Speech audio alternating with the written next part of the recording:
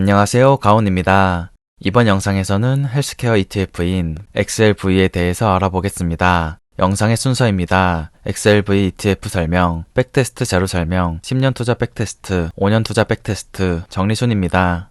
XLV는 S&P 500에 포함된 종목 중 헬스케어 관련주에 해당하는 종목에만 투자하는 상품입니다. 기본적으로 S&P 500에 속한 기업들에 투자하기 때문에 중소형주보다는 대기업 위주로 투자를 진행하게 됩니다. 또한 지금까지 그래왔듯이 사람들의 수명이 점점 길어지며 평균 수명이 늘어나고 있고 그에 따라 건강관리의 중요성도 늘어나기에 헬스케어 부분은 앞으로도 꾸준히 성장할 수밖에 없습니다. 코로나 등과 같은 새로운 질병이 유행하면 더더욱 관심을 받게 될 부분이기도 합니다. 그렇기에 헬스케어에 집중적으로 투자하는 XLV의 미래 또한 밝다고 볼 수 있습니다. XLV의 기본 정보를 확인해 보겠습니다. XLV의 운용사는 스테이트 스트리트이며 1998년 12월 16일에 출시된 ETF입니다. 운용 보수는 0.1%, 총 자산은 약 49조 원입니다. XLV가 추정하는 지수는 S&P 500 지수의 의료 부문을 효과적으로 대표하기 위해 노력하는 지수입니다. 이 지수에는 제약, 건강관리 장비 및 용품, 의료 제공 및 서비스, 생명공학, 생명과학 도구 및 서비스, 건강관리 기술 산업 분야의 기업들이 포함됩니다. 또한 XLV는 시가총액 가중 방식이며 거의 모든 미국 의료 부문에 투자하는 ETF로 헬스케어 관련해서는 가장 오래된 종목입니다. 투자 비율을 확인해보면 2023년 3월 16일 기준 제약의 29.45%, 건강관리 제공 및 서비스의 21.97%, 건강관리 장비 및 용품의 19.83%, 생명공학의 15.85%, 생명과학 도구 및 서비스의 12.9% 비율로 분배되어 있습니다.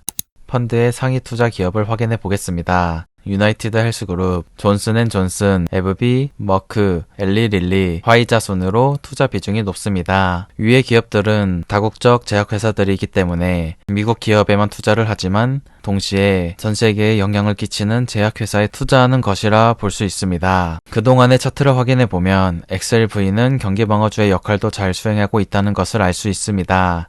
닷컴 버블, 리먼 사태, 코로나 이 세 시기를 보면 S&P 500 지수보다 덜 하락하는 모습을 볼 수 있습니다. 코로나 시기를 잠시 확대해서 살펴봐도 S&P 500보다 주가가 적게 떨어지고 더 빨리 회복하는 모습을 볼 수 있습니다. XLV는 헬스케어와 밀접한 관계였던 코로나 시기와 세계적인 혼란이 왔던 닷컴 버블, 금융위기에도 잘 버텨내는 모습을 보여줬기에 포트폴리오의 안정성을 위해서라도 투자할 가치가 있는 ETF라고 생각합니다. 또한 긴 상승장 초반에 투자를 했다고 가정하고 차트를 확대해보면 S&P 500에 뒤처지지 않는 좋은 성적을 내는 것을 볼 수 있습니다.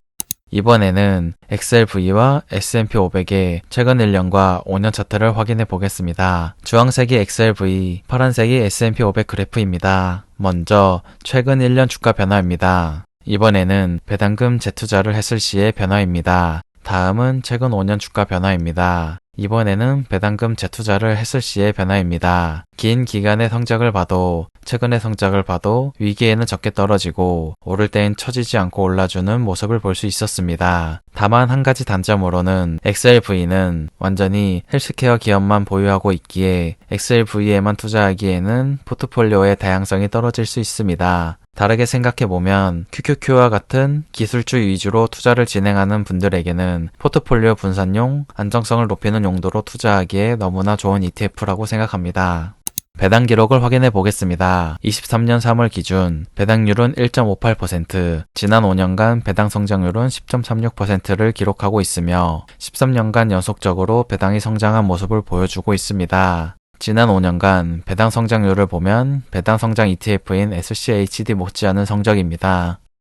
23년 3월 기준 SCHD의 5년 배당 성장률은 13.74%, 연속 배당 성장 연수는 10년입니다.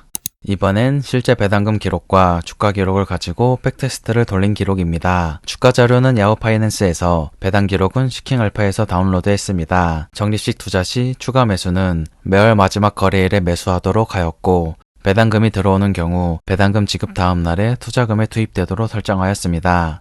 먼저 거치식 10년 투자의 결과입니다. 분배금 재투자 시 원금 대비 수익률은 221.14%, 원금 대비 세후 분배율은 4.30%입니다. 분배금을 재투자하지 않는 경우 원금 대비 수익률은 183.21%, 원금 대비 세후 분배율은 3.81%입니다.